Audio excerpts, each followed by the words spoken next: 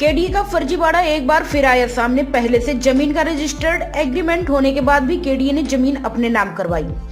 पीड़ित का कहना है, हमारा पहले से रजिस्टर्ड एग्रीमेंट और कोर्ट से था। यह था स्थिति का आदेश, जिसके बाद भी केडीए ने जमीन की मालकिन केतकी देवी से कराया अपने नाम रजिस्ट्री के बाद लगभग 2.25 करोड़ का केडीए ने किया मालकिन को भुगतान।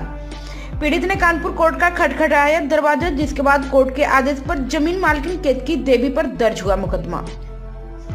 कोर्ट के आदेश के बाद कोतवाली में 188, 420 जैसी धाराओं में दर्ज हुआ मुकदमा। प्राइम संदेश न्यूज से संवाददाता सावेज आलम की रिपोर्ट। क्या नाम है आपका? क्या शिकायत लेकर आए हैं? अजय कुमार शुक्ला मेरा नाम है और मैं केतकी देवी के खिलाफ शिकायत लेके आया हूँ। क्या हुआ था? उनसे मेरा जो है एक रजिस्टर्ड एग्रीमेंट था, उस ज़मीन को इन्होंने केडीए को ट्रांसफ़र कर दिया, जबकि उस ज़मीन पे रजिस्टर्ड एग्रीमेंट है और स्टे भी है। कोर्ट की अवमानना करते हुए इन दोनों लोगों ने हमारे साथ धोखाधड़ी की। कितने का धोखा हुआ आपके साथ? 2 करोड़ 45 लाख रुपए का। आपने इसकी शिकायत आला अधिकारियों से की? अब तक क्या जांच हुई है? अब तक क्या आश्वासन मिला है आपको? आला अधिकारियों से जांच की, लेकिन वहाँ कोई सुनवाई नहीं हुई है और उसके बाद मैंने कोर्ट के माध्यम से 156(3) से मुकदमा इनके ऊपर कोतवाली में दर्ज हो गया है केतकी देवी के खिलाफ। आप केडीए गए थे, केडीए से आपको क्या आश्वासन मिला है? केडीए से में मुझे कोई आश्वासन नहीं मिला। उनको आप दोनों का अपना आपसी मामला आप लोग समझिए जाके। क्या नाम है? जी, मेरा नाम विश्वजीत पाल है।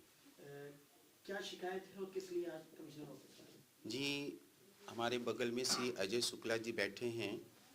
इनका 30/1/2015 को अराजी संख्या 720 जो सिंहपुर कछार में स्थित है, उसके संबंध में केतकी देवी से इनका एक रजिस्टर्ड एग्रीमेंट हुआ था।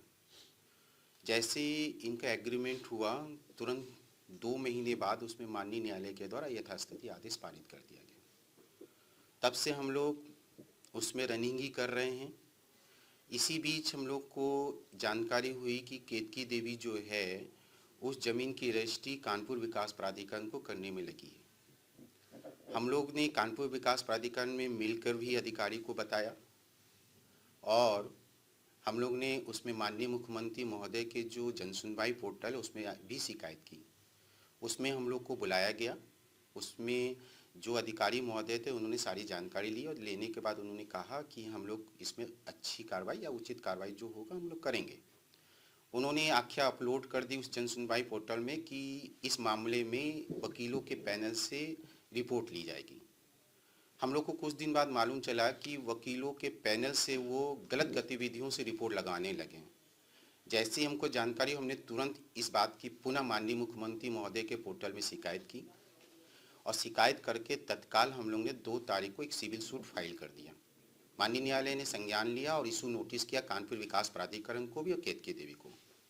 वही हुआ जो हमने वाद का कारण बताया कि जो हम लोग को सूचना मिली कि 6 तारीख को रजिस्ट्री हो जाएगी, वही हुआ। 6 तारीख को रजिस्ट्री होगी और इस बात की जानकारी हम लोग को 7 तारीख को ही दैनिक जागरण पेपर के माध्यम से हम लोग ने इसकी एप्लीकेशन थाना में दिया कोतवाली में और उसके बाद कमिश्नर साहब को दिया। फिर उसके बाद हम लोग ने 156(3) की एप्लीकेशन कोर्ट में मूव की। मुकदमा दर्ज होने के बाद केडीए के किसी अधिकारी से मिले या उनसे बात करी तो उन्होंने क्या बताया कि उन्होंने किस तरह से स्टे होने के बाद भी, यथास्थिति होने के बाद भी और रजिस्टर्ड एग्रीमेंट होने के बाद भी कैसे जमीन को रजिस्ट्री कर ले ली? बिल्कुल चुप्पी साधे हुए, उनका कोई जवाब हम लोग के सामने नहीं आ रहा है।